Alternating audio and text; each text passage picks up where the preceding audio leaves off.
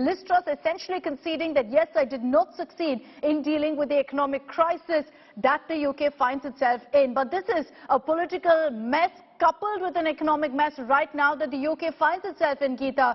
A lot of questions about whether Rishi Sunak is next as the UK Prime Minister. It is going to go back to the party deciding, which means there could very well be an election process, and then the election process is going to be rigorous. We do know that there were other contenders in the past when it came to a decision on the leadership, and Rishi Sunak certainly a front runner. There were many who had really come out to criticize not just Liz Truss's economic policies, but also Rishi Sunak's plans and policies with regards to taxes, with regards to immigration, so on and so forth. But there is a growing clamour amongst the Johnson loyalists that it seems like Boris Johnson should be brought back.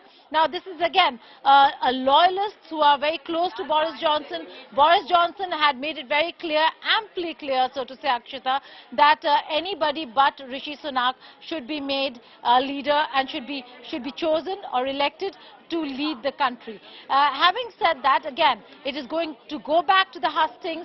They are going to have an electoral process, and until that process is complete, like Boris Johnson stayed as Prime Minister, Liz Truss is also going to perform the duties of the Prime Minister. She will remain in office till her successor is elected and a decision is made by the Conservatives. The problem over here is that they still have a long term. And unless and until the term of the Conservatives, because they have the numbers in Parliament, is over, there is no way that a general election can be held, because the Conservatives would not want to give up on power when they have the numbers. And it's the reason why it will go back to an internal electoral system that is already in place, through which Liz Truss was chosen. And now the leaders or members of the Conservative Party who deem fit or who think that they should be putting in their pitch to lead the country will be doing that, and then again we'll see that entire rigorous process of first the MPs. Geeta, my apologies for interrupting. I'll come back to you. Mr. Pranav Bhanot, UK policy analyst, is joining us on this broadcast. Mr. Bhanot, what do you make of this development? It was expected that Liz Truss, amid all of this pressure, would resign. But what kind of bearing does this have on the United Kingdom, all of this political uncertainty? I think it's timely that it's happened. You're right, it was expected.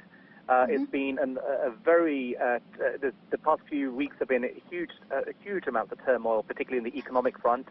I think this is slightly embarrassing, if I may say so. There's been U-turn after U-turn, and I really hope now a new leader can come in which gives the party some stability as well as the government some stability, because that's what we've been needing for many months now. You've been very candid, Mr. Bhanot, when you say that this has been very, very embarrassing. Just take us through, what led to all of this anger, what led to Liz Truss resigning in a matter of 45 days. There seems to be a lack of faith in Trussnomics, as it was being called in the UK. Well, over the summer period, there was a leadership contest. She had her economic framework that she wanted to bring in. She brought it in, so credit to her, but the markets reacted very badly. It was too much, too soon, and quite frankly, people's wallets have really been hurt over the past few weeks, as has mine for that matter. My mortgage has gone up. But the reality is that she's done the right thing. I think her whole leadership campaign was on her economic policy. The economic policy hasn't worked, and therefore she now needs to make space for somebody else to take on the mantle. What is Liz Truss's campaign without the economic plan? I don't think there was one. Is there a concern, Mr. Bhanot, with this resignation of Liz Truss, largely because of the political instability that we've been talking about, whether it will translate to further economic instability? Well, there's always that risk, isn't there? The markets do react to what's happening in politics. I think the hope is that how much can things go worse? It's been pretty bad up to now. We're hoping that things can only go better. But you have got a point. I think things may get worse before they get better. But I think the right thing has happened. And I'm hoping whichever leader comes in thinks very carefully about their economic policy. And, we've really got to respect the markets. So markets have responded to Liz Truss's economic plan. It hasn't gone down well. And I think there is now time to make some serious change when it comes to our government's economic policy.